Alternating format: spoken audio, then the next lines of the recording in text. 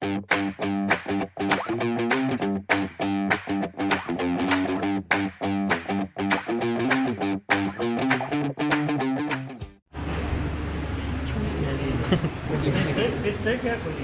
Kidney cyst plus something else, कुछ और भी है देख रहे हैं अंदर कुछ और है? कवरिंग बिल्कुल कैप्सूल उस पर हाँ।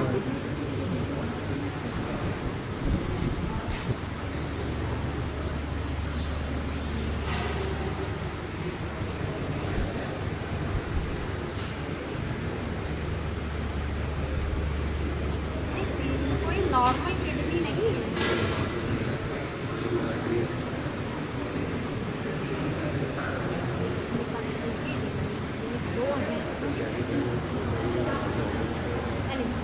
So again we come to the transpyloric plane, very important.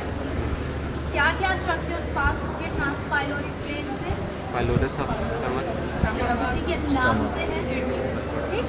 दोनों किडनी के हाइलम पूछा जाता है आपसे क्वेश्चन, अगर सरफेस मार्किंग में ट्रांसपाइलोरिक प्लेन आ रहा है तो क्वेश्चन पूछा जाएगा किस वर्टिब्रल लेवल से पास हो रहा है and what are the other structures which are related to transpyloric plane. So this is the pylorus of the stomach.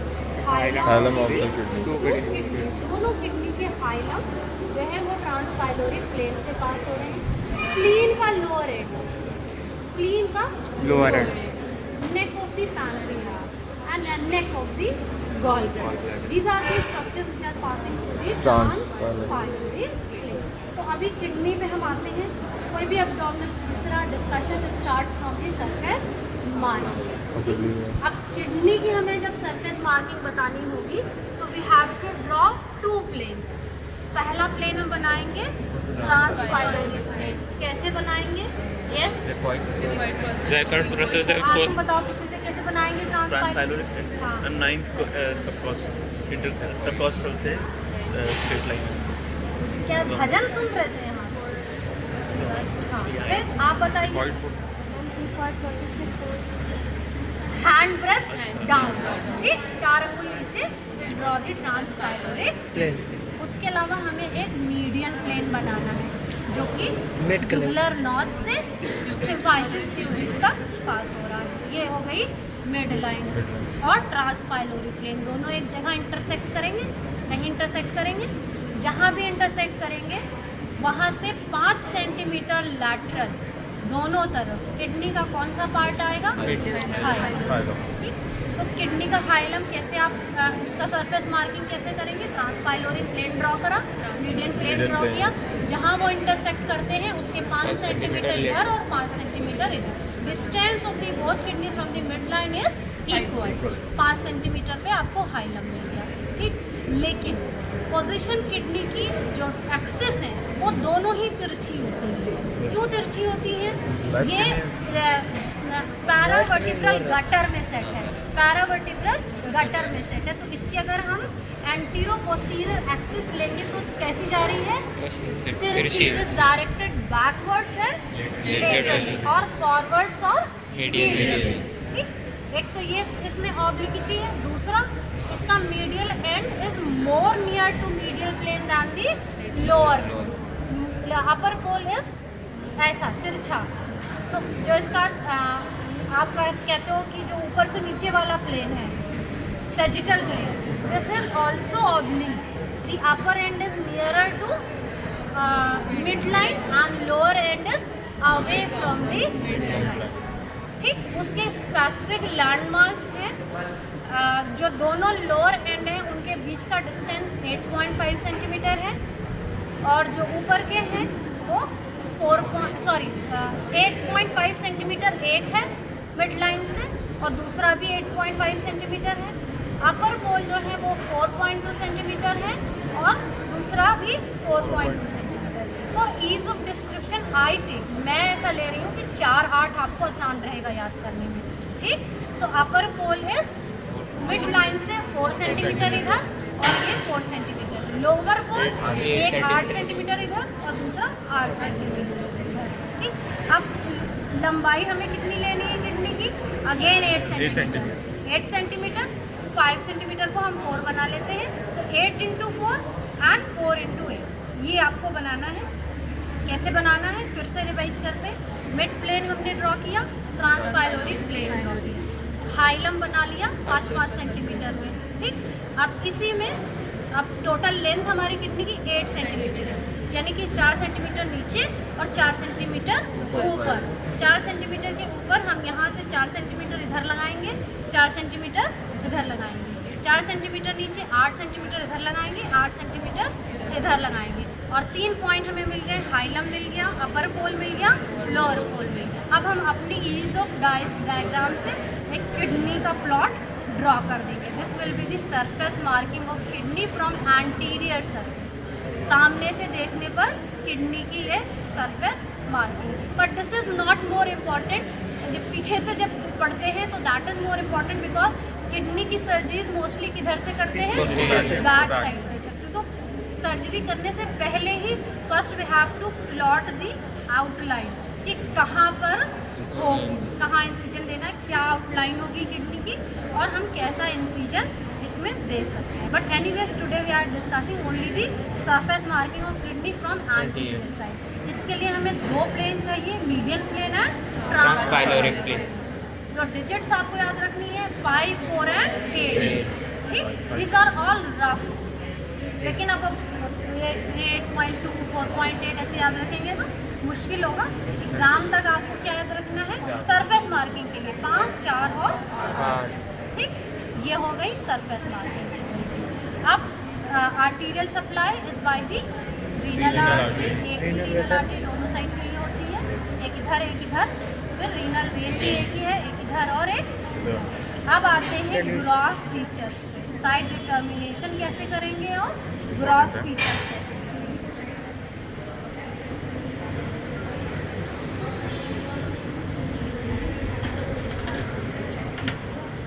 कोई किडनी है आपके पास?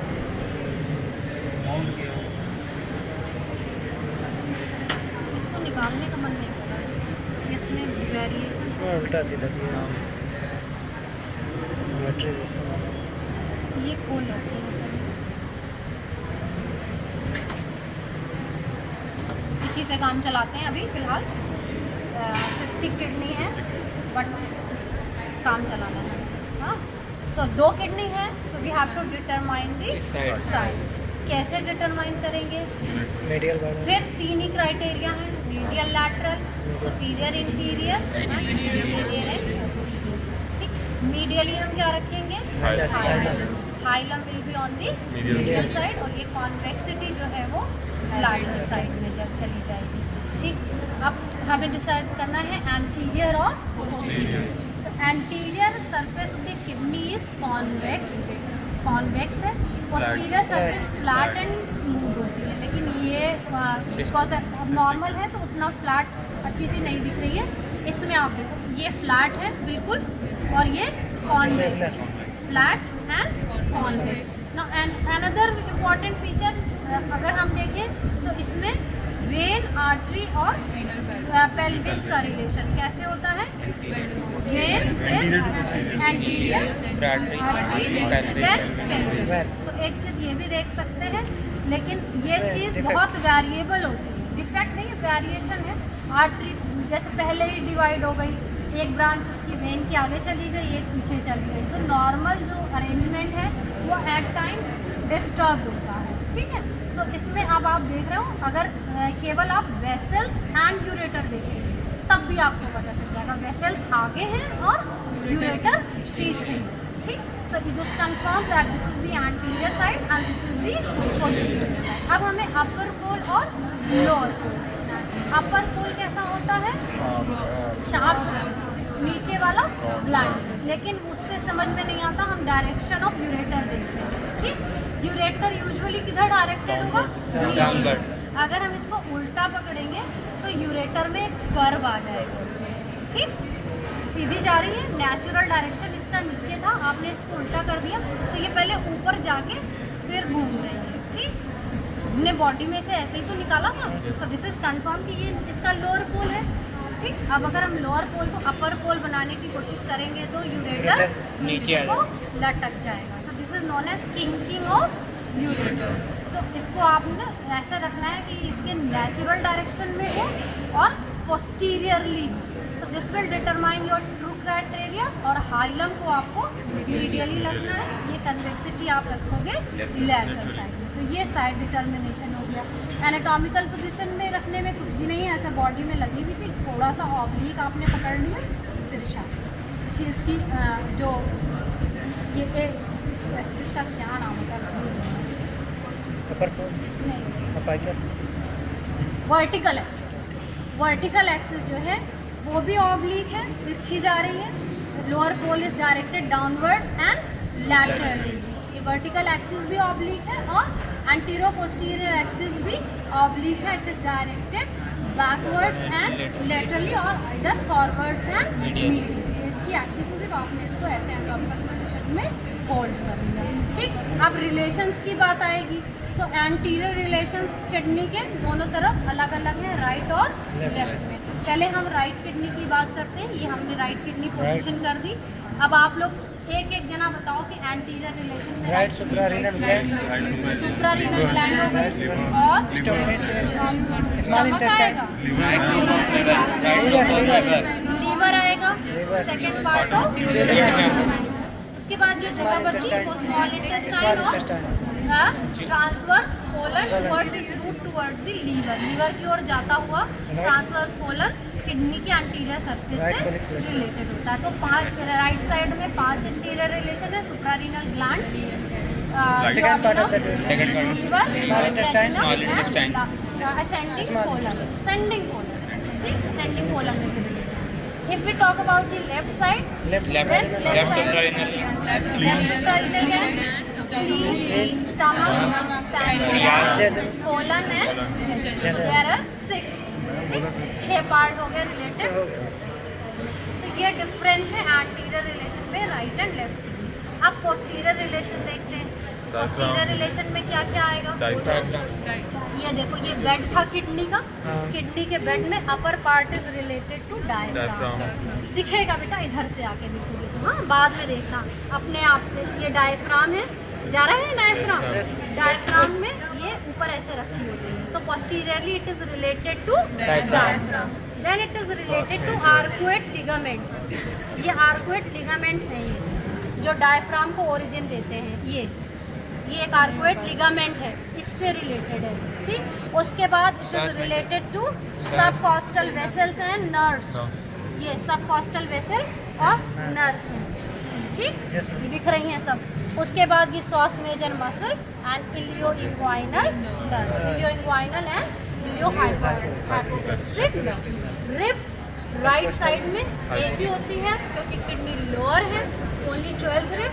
लेफ्ट साइड में 11-12 इम्पॉर्टेंट विसरा है, पूछा जाता है आपसे ऑल दी एस्पेक्ट्स। और इसकी थ्योरी भी पढ़ लीजिए, क्या इसकी कवरिंग्स हैं, क्या डायमेंशंस हैं, क्या वेट है, कितना लंबाई चौड़ाई ऊंचाई, मुझे जल्दी याद नहीं होता। 150 ग्राम वेट, 150 ग्राम वेट है। और फीमेल 130 ग्राम, 130 ग्राम और 130 और वो क्या है, लंबाई चौड़ाई 11 और सही है ना? ठीक याद है, मुझे कल ही याद किया था। ठीक, मुझे याद नहीं थी, डायमेंशन भी याद है। ठीक है, रिलेशंस आपको बता दी मैंने एंटीरियर पोस्टीरियर, कैसे पकड़ना है, कैसे साइड डिटरमाइन करना है और क्या उसकी सरफेस मार्किंग है। ठीक, तुम्हारा हो गया सरफेस मार्किंग का ना? और कुछ नहीं समझ में आएगा तो पूछ लेना। ठीक, थैंक यू।